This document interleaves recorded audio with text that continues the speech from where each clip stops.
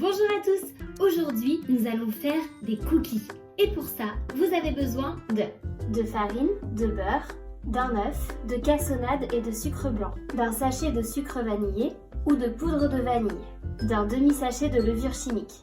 De quoi agrémenter mes cookies, comme du chocolat à dessert, tout type de chocolat à déguster, du nougat, mais aussi d'un saladier, d'une assiette, d'une grande cuillère, d'un couteau, d'une cuillère en bois, d'un verre doseur et d'une casserole.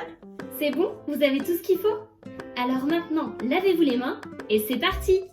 Si je veux manger mes cookies tout de suite après la préparation, je mets mon four à préchauffer à 180 degrés. Pour commencer, nous allons couper 125 g de beurre en petits morceaux pour les mettre à fondre dans une casserole à feu doux. Alors prenez votre couteau et coupez votre beurre dans votre assiette. Pour réaliser notre pâte à cookies, il nous faut 250 g de farine. Toujours verser la farine dans le verre mesureur au-dessus du plat pour ne pas en mettre partout. Vous pouvez également verser la farine à l'aide d'une cuillère. Lorsque j'ai mes 250 g de farine, je les mets dans mon saladier. Ensuite, je m'occupe du sucre. Pour le sucre, il faut normalement 125 g de sucre roux ou de cassonade et 125 g de sucre blanc. Moi, j'aime beaucoup la cassonade et beaucoup le sucre roux, donc je mets un peu plus de sucre roux que de sucre blanc. Mais faites comme vous le voulez. Du coup, je fais des petits mélanges.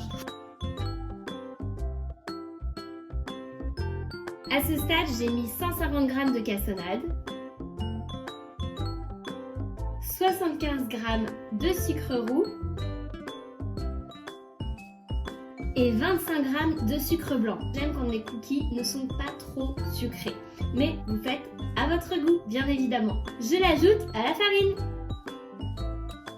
J'ajoute ensuite ma levure. J'utilise un demi-sachet de levure. Très sincèrement, je fais un petit peu à l'œil. N'hésitez pas à demander à vos parents. Ensuite, vous pouvez ajouter soit le sucre vanillé, soit la poudre de vanille. Dans mon cas, j'utilise la poudre de vanille de l'île de Taha, que j'ai ramenée de Polynésie. Comme c'est un arôme qui est très fort, j'en mets vraiment très peu. On va dire 2 pincées.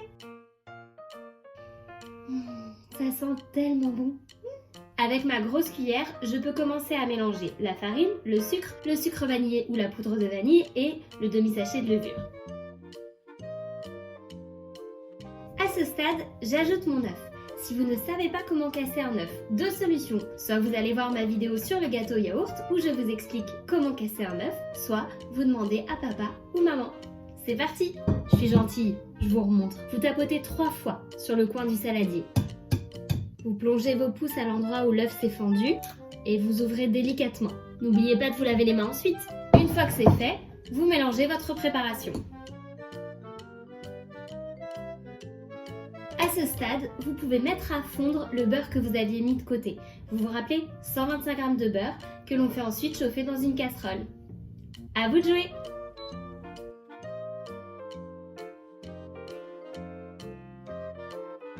Une fois que votre beurre est prêt, vous pouvez l'ajouter à la préparation, bien sûr avec l'aide de vos parents. On racle bien et on met la casserole à laver. Une fois que c'est fait, on mélange à nouveau. Je vous montre un petit peu ce que ça donne à ce stade. On est plutôt pas mal. On racle bien la farine qui se dépose sur les bords. Une fois que l'on obtient une pâte de cette consistance qui fait comme des petites boulettes, des petits grumeaux, on s'assure que nos mains sont bien propres et on malaxe. La pâte doit être un peu collante mais pas trop.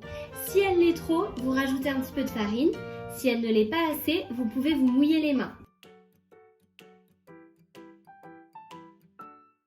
Regardez, vous voyez ?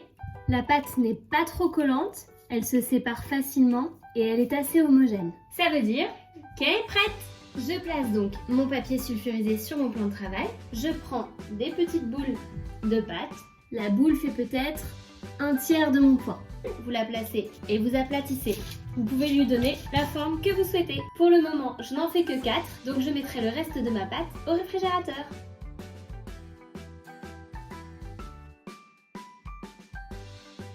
Une fois que vos morceaux de pâte sont bien installés sur le papier sulfurisé, il est temps de préparer ce que vous voulez y ajouter. Vous pouvez couper des petits morceaux de chocolat, prendre du spéculoos et l'émietter, prendre des bouts de nougat. Ici, on fait un peu comme chacun a envie. C'est pour ça que je laisse la pâte nature pour qu'on puisse rajouter ce qu'on veut dans nos cookies. Mais vous pouvez aussi tout simplement incorporer des pépites de chocolat dans l'ensemble de la pâte. C'est à vous de voir. Mes pépites sont prêtes, donc je les dispose comme j'en ai envie dans mes cookies. Le chocolat, c'est pour mon amoureux. Moi, je préfère le caramel, mais comme on n'en a pas à la maison, ce sera nature pour cette fois pour moi. Allez, on met au four. Quand votre four est chaud, vous pouvez mettre vos cookies sur la grille ou sur la plaque.